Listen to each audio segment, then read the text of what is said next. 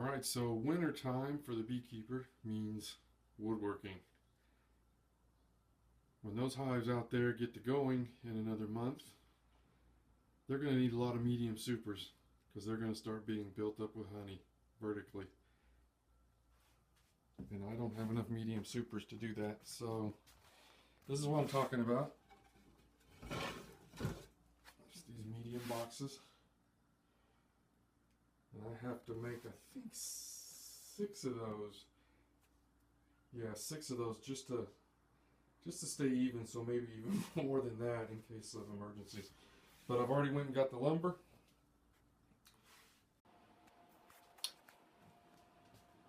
Okay, so I use the miter saw here, chop saw. I cut out 12 long sides and 12 short sides.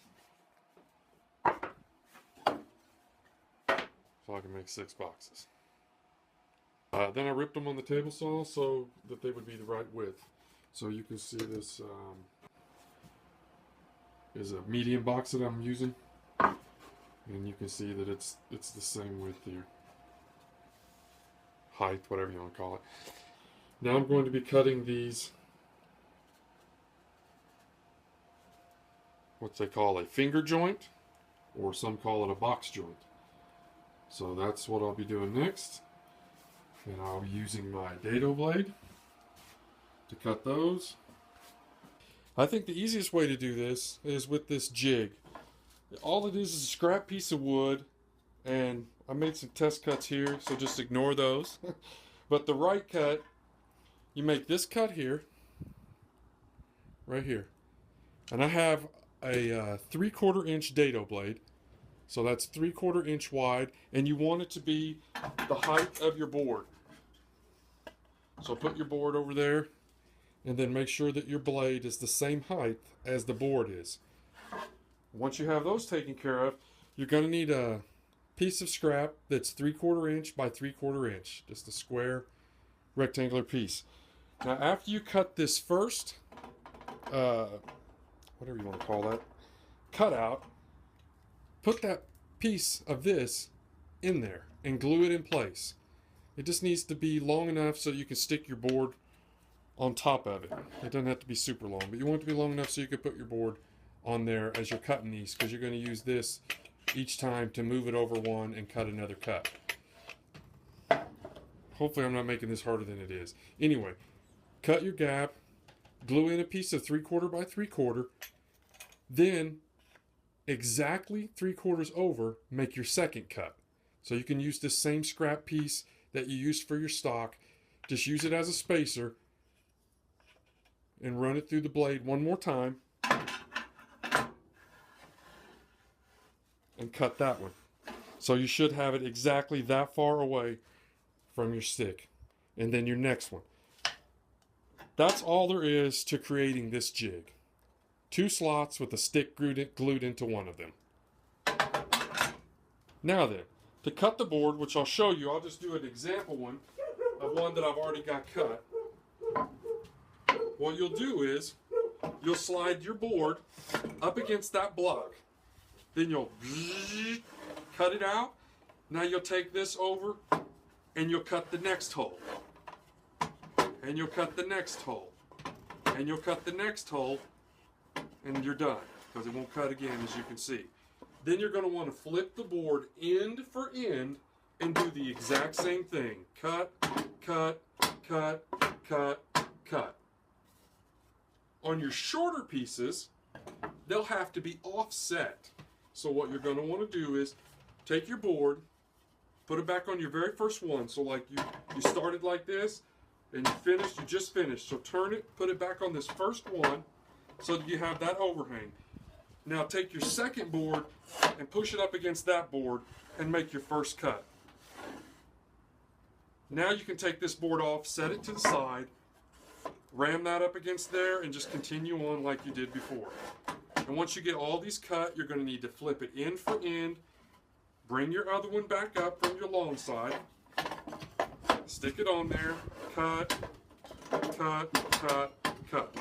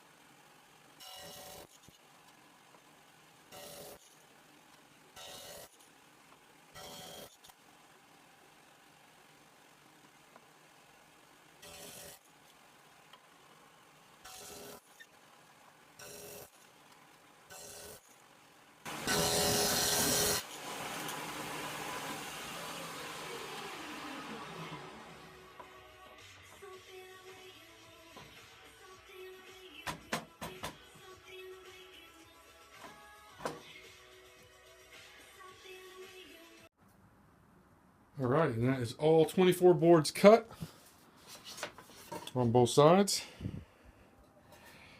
So yeah, a lot of work. My hands are tired.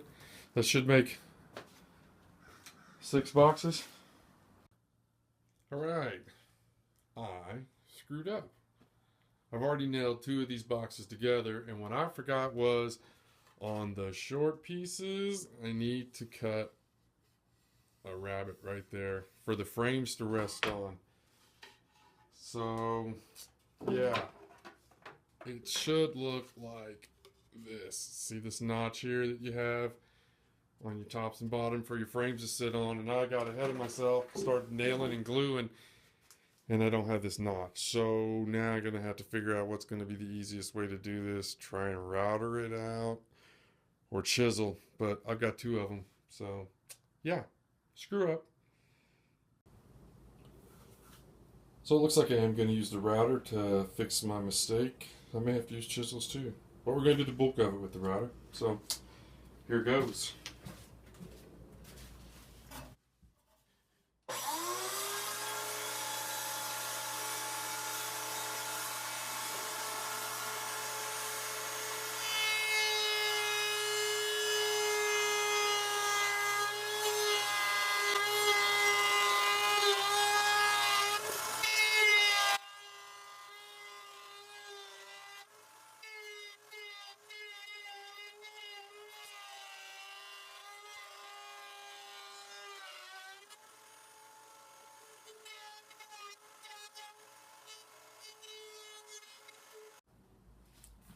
So as you can see, that got me this on both sides. Now I got to move these blocks of wood, see if I can get as close to this corner as I can to limit how much I got to chisel out. Alright, now next thing I'm going to do is make the handles. Now what I've done is I'm just going to make a small cutout that looks like this right here. Just something I can get my fingers in and lift up the boxes.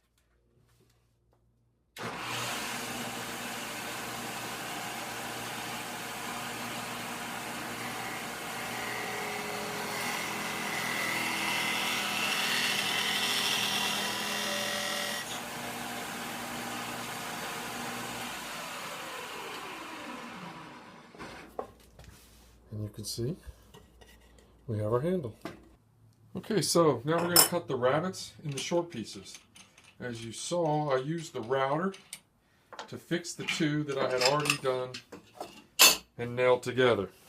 But I don't want to use the router to do the rest because it's really taxing on the router to cut that deep cut like that. So the cut we need is 5/8 of an inch deep. So I need 1. Each one of these is an 1/8, 2, 3, that one is the 16th, 4, and then the other side is 5. And I think we need this.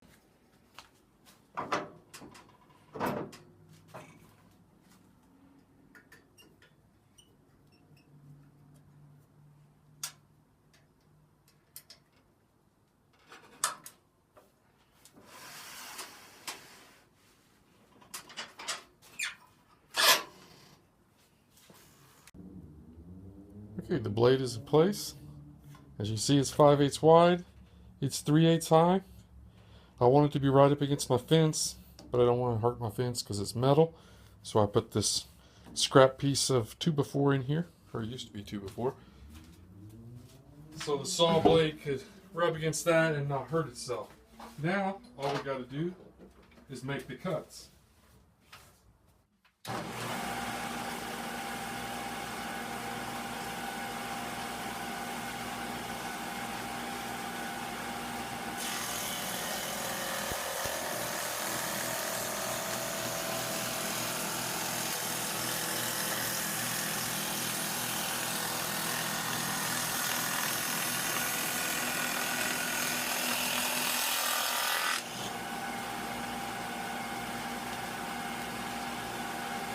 See?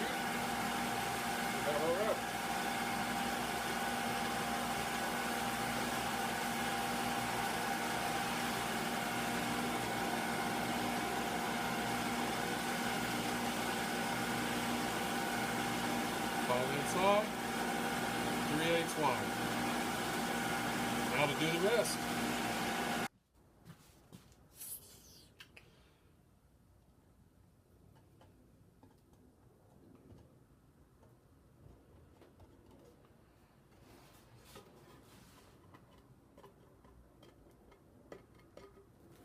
Some glue. I had a little stick I was using to smear it around.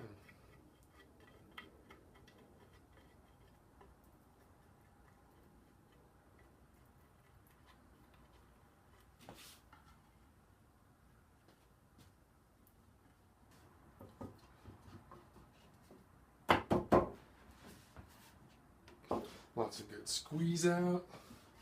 I'm not going to glue this side yet. Just going to set it down so I can get some nails in this side.